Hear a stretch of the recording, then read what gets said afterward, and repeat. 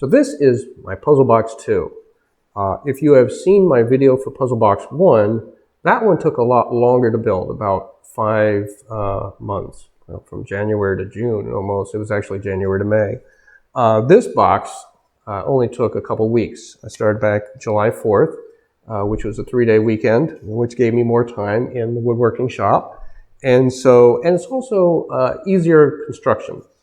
This is completely designed myself, just came up with this on my own. The locking mechanisms may be found elsewhere. I've not seen them, but I don't think when it comes to these things that there's anything new under the sun. I think you're just discovering things that have been discovered before. However, the construction of this is very simple. 4 sides that have been connected with butt joints.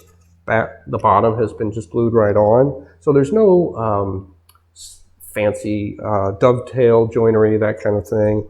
There's not the miter joints that I did on the puzzle box 1. So it's a very simple design, but it was a joy to make. And so we'll go into that next. Spoiler alert, I'm about to solve the puzzle. There's only one of these. I only built one. So unless I give this away, there's probably no chance of you actually having this and trying it out.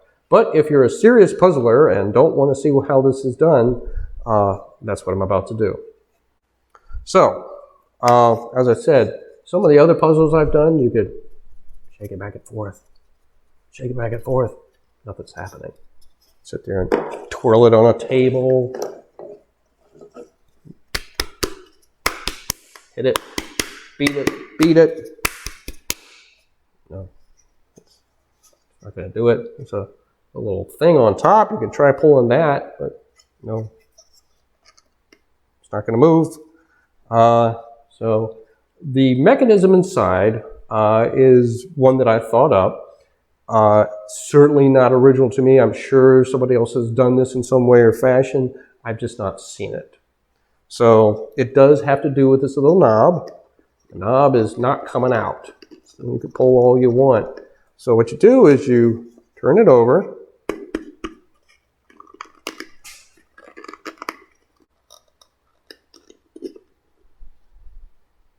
Comes out. There's a hook on the end. If you can see that. There's a hook. Take my word for it, there's a hook here. Which makes this now a sequential discovery puzzle. And so match that up with the eye. Top comes off. And then you can see inside the box. What you have here is a vertical lock. A vertical lock, and there is a small rod. And when I say small, this is part of an old metal clothes hanger, and that's not very much. It resides up here, and when the key goes in, it slides down. And where that key slot is, there is a hole in the key that the rod fits through. And so when that key is in place, it holds it in, locks it in, and the only way to dislodge it, because there's not as much room under here as there is up here, and so it actually has to be upside down for that rod to fly down, and then you can remove the key.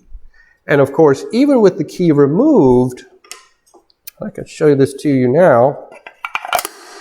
Key is removed.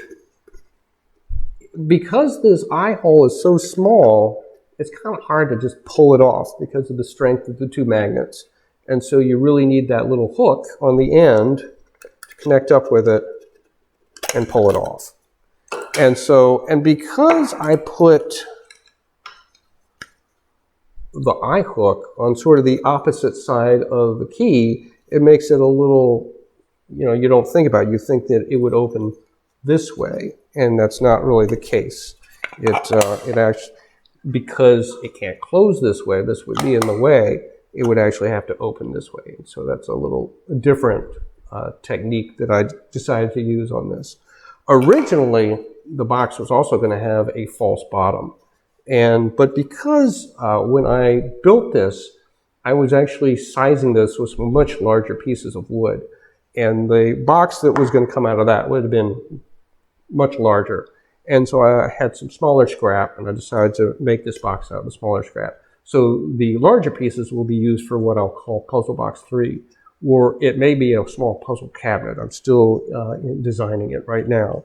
So for this smaller one, with the length of the vertical lock and the amount of size left in the bottom, there wasn't enough room for a false bottom. And I was thinking only a false bottom that would have a secret compartment underneath to hold a dollar bill or something. But the amount of available room just didn't even make it practical. So I didn't do that. And that is puzzle box 2.